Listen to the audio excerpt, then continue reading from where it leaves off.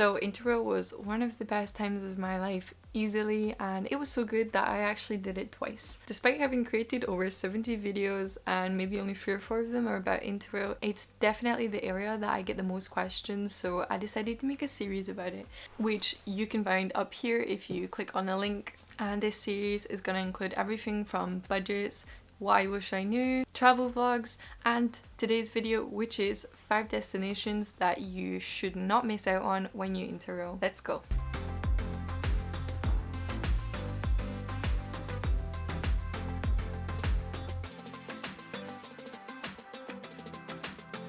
Now, it was really hard to pick just 5 destinations because I've actually taken around 20 with Interrail and each one of them were amazing, but there's a few places that stood out and I think is a backpacker's dream.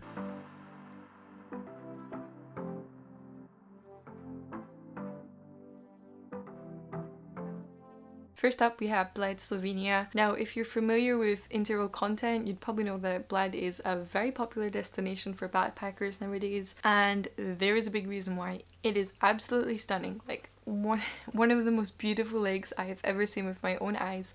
And also, there's a lot of fun things you can do whilst in Bled. For example, during my trip, I hiked, I cycled, I visited Winter Gorge, which is an incredible natural site which is only open during summer months. I ziplined, I kayaked, god, I could go on forever. This is probably my #1 place I visited with Interrail because it's so fun and it just gives you energy. Also, what surprised me is that the nightlife was really good, which brings me to my second place.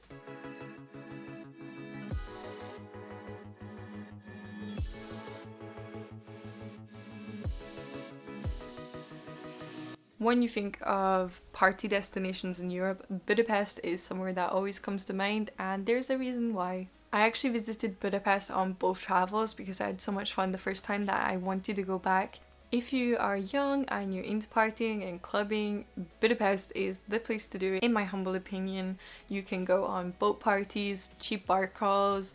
There's a lot of party hostels, which even if you don't leave the place itself, you're gonna have a lot of fun. So if there's one city you want to visit that's gonna be super fun, you can party a lot, it has to be Budapest. On a side note, if you're visiting Budapest or any city in general, you should be respecting the city, you should be respecting the locals. Don't get drunk if you're by yourself, and yeah, just treat the city well, I guess.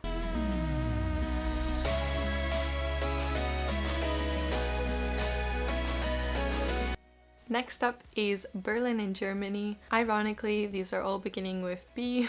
I did not mean that. Berlin is such a fun, youthful city. It's really modern. There's an abundance of things to do. I've been twice and I still don't think I've even touched the surface of Berlin. It's great for partying, it's great for sightseeing, it's good for the beer if you're into that, and it's just an amazing place to visit on your trip.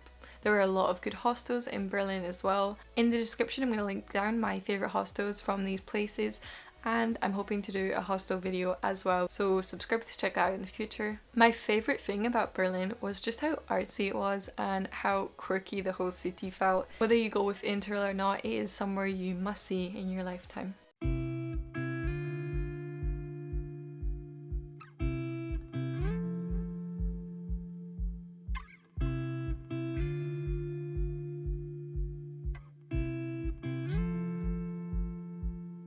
How could I do an Interrail video without mentioning France? France is a great place to Interrail in general. It is a little bit more expensive than other countries, but it's 100% worth it. I'm not going to recommend Paris for this video. I'm actually going to recommend the Côte d'Azur instead because, well, you're probably going to visit Paris in your lifetime anyway, but are you going to go visit Cannes or Nice? I'm not sure. I recommend visiting Cannes or Nice or the Côte d'Azur in general. If you want to feel like a superstar, you should so go during the film festival, or if you want to have a nice calm destination where you can chill at the beach and do some window shopping, because Cannes is full of shops like Louis Vuitton and Gucci, so maybe if you're Interrailing you won't be buying anything, but it's so fun to look at. This is really an incredible destination. The south of France is one of my favourite areas of Europe and you have to go. Now, if you are visiting the Côte d'Azur, you'll be only a short train ride away from my final destination, which is somewhere in northern Italy.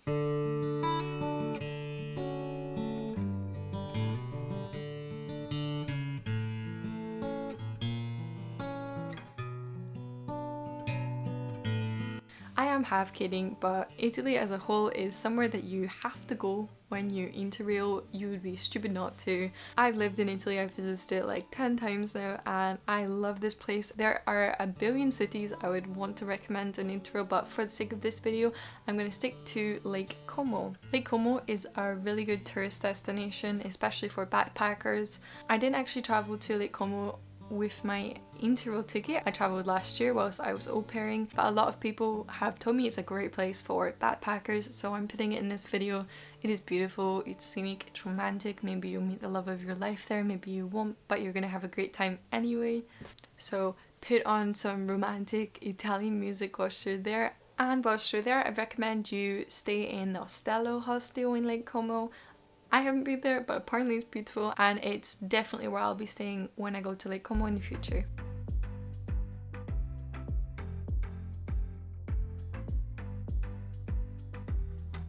Okay, that's it for this video. I hope that these destinations got you kickstarted on your plan for your own Interrail. And as I mentioned, if you want to know more about Interrail, you can check out my playlist. I want to end this video asking all my viewers who have Interrailed or visited a lot of Europe, where was your favourite destination? I'm curious. Okay, I hope to see you again soon, and bye bye.